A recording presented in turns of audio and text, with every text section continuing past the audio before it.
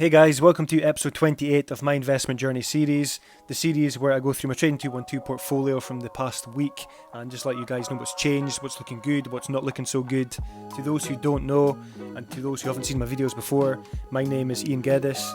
I have started investing at the beginning of April, just as we entered lockdown here in the UK. Still consider myself a beginner investor.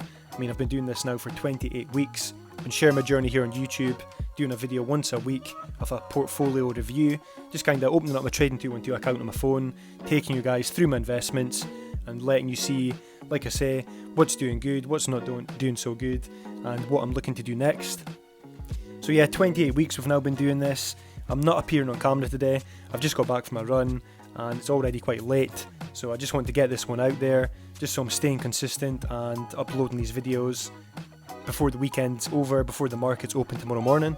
So if we look at how things were looking last week, so Sunday the 11th October, and the portfolio was showing £9,189.94, so it was showing that healthy return of £229.10 in the green, so 2.56% up overall with my portfolio, and we've went from 2.56% last week, and now we're sitting at 2.28%, so we have dropped in value slightly. We went from the £256 mark to the we went from £228 down to £204, so it's not been as drastic as the previous weeks, but there's still been a few changes and we'll go through them quickly here.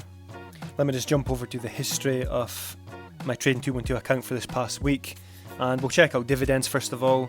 So this past week we can see on the 13th October, which I think was the Tuesday, we received a dividend here of £10.48, and that was for my Vanguard FTSE Emerging Markets ETF. So that's quite a big holding in my portfolio, and I received that dividend there of £10.48. So I was really chuffed with that. That means I've now received nearly £100 in dividends since I started investing at the beginning of April.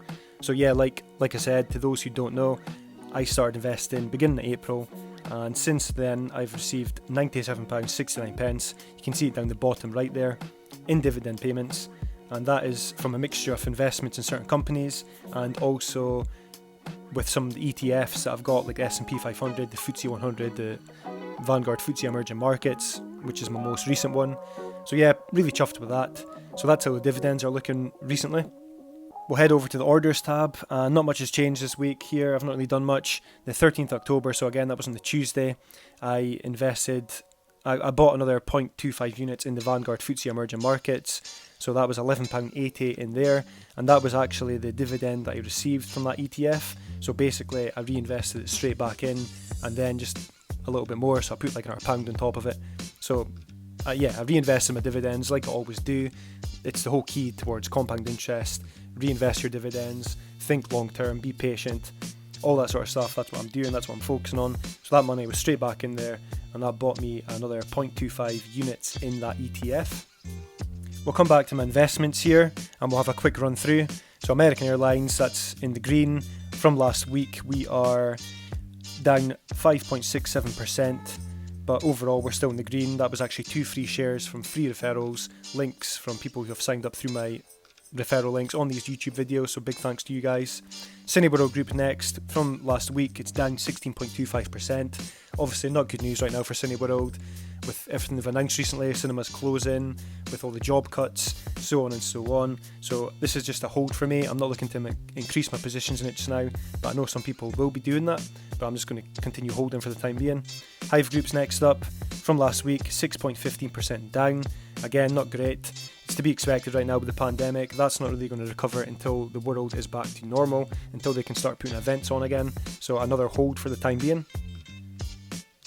FTSE 100's next up. That's still in the green by 2.55% up overall with this investment, and we are, like I say, still in the green, thankfully. Weekly view from last week is down by 1.45%. Had a pretty major drop here on the Wednesday into the Thursday, and yeah, one of my biggest holdings in my portfolio. Regular watchers, you guys will know this. So again, another long-term hold, a long-term investment for me. I really do think the FTSE 100 will come back strong in the future, and right just now I believe it's a really good price to buy in if you're interested in buying into the top 100 companies in the UK. But again, please don't take this as investing advice. I'm a total beginner. This is my journey. So yeah, take it with a pinch of salt and don't go and invest your own money like I am doing. This is just my opinions. Moving on here to the S&P 500 ETF. So from last week, it's actually 1.64% up, so I'm really chuffed with that. This is my biggest holding in my portfolio. It probably will continue to be that way for some time. I do think having investments in the S&P 500 is a good thing to do. Getting exposure to those 500 top companies in the US, definitely something I'll continue to, like I say, buy into over the years and long-term hold for me. iShares Global Clean Energy ETF from last week, it's down by 1.3%. This is one that I recently invested into, and yeah, thoughts around clean energy for me, I definitely think it's a future. There's no denying that. I can't see a reason not to invest into this. Again, it's going to be another long-term hold. It'll be one that I'll continue to invest into. So yeah, I'm chuffed with that, and I'll just, like I say, carry on as I'm doing with that one. Nasdaq 100 ETF, weekly view, 2.81% up from last week, so that's good. This is another big hold in my portfolio. Will continue to be that way. Big fan of technology, big fan of all the companies in this ETF. So yeah, we'll continue to add and hold, and nothing's really going to change there.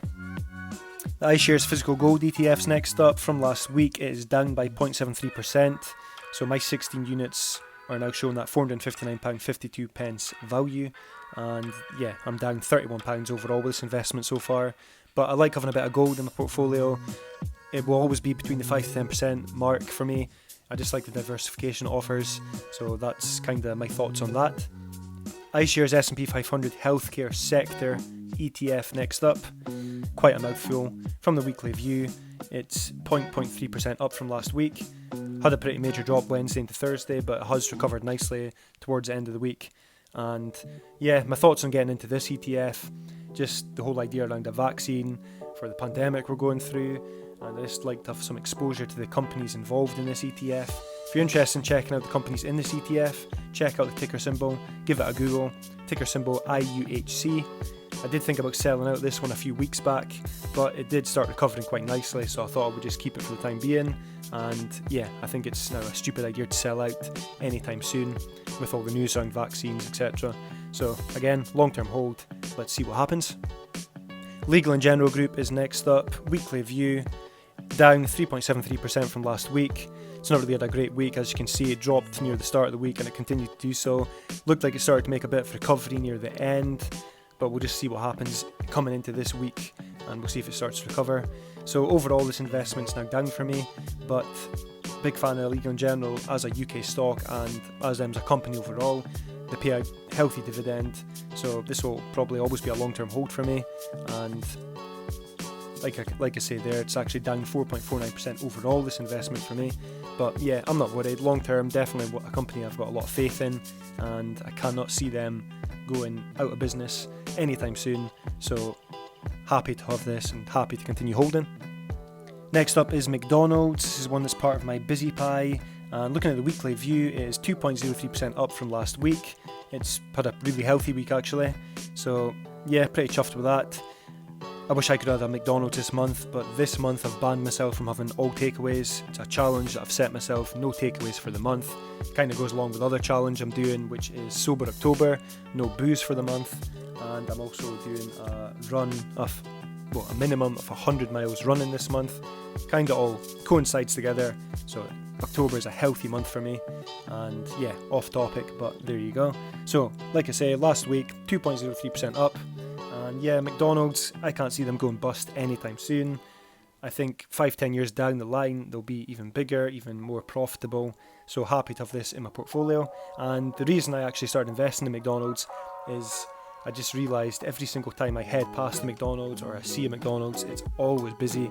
There's always customers in the drive-thrus. They seem to always be opening up new stores, especially up here where I'm from in Scotland, Aberdeen. There's a lot of new ones opened up recently, and like I say, they're always just packed. And yeah, I'm just happy to have them in portfolio, and they'll continue to be there.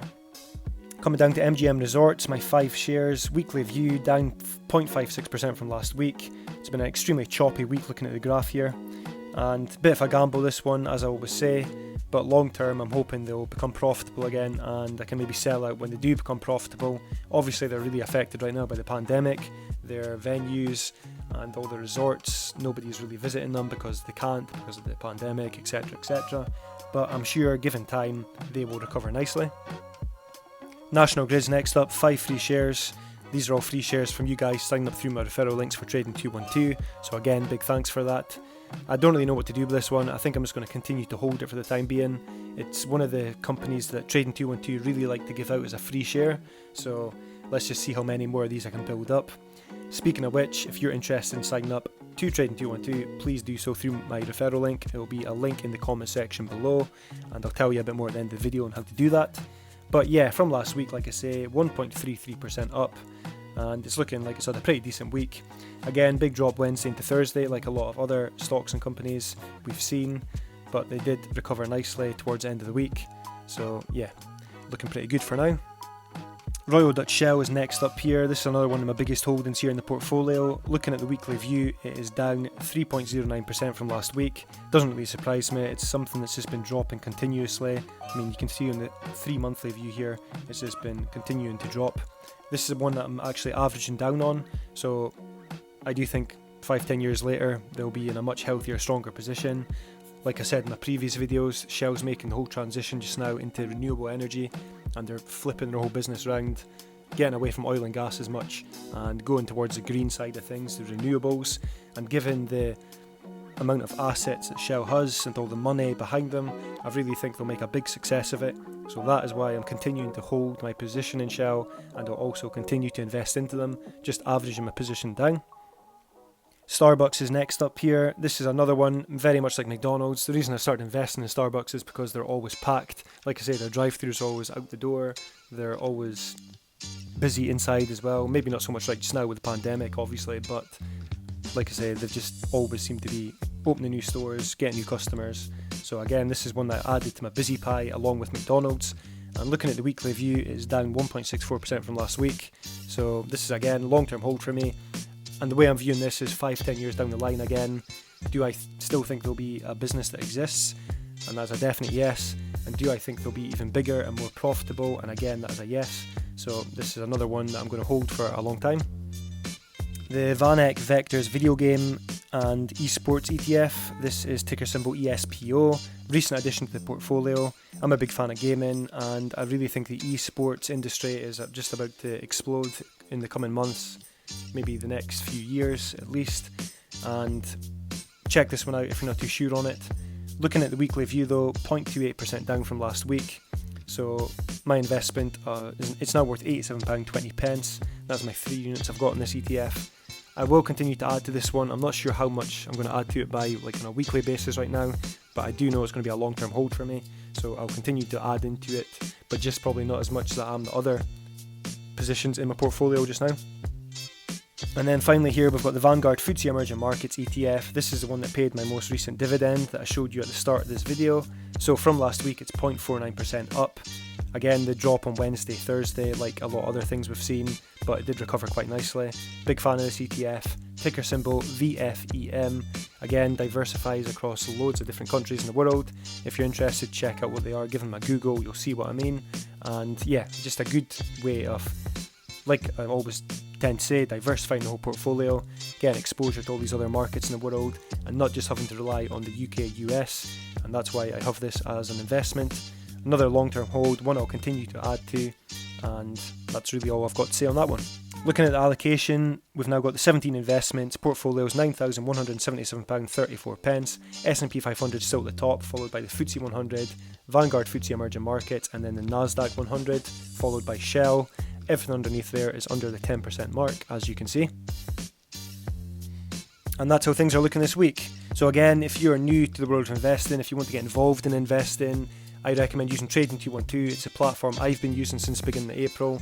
If you want to check it out, please consider creating an account. Use my referral link, as you can see here on screen.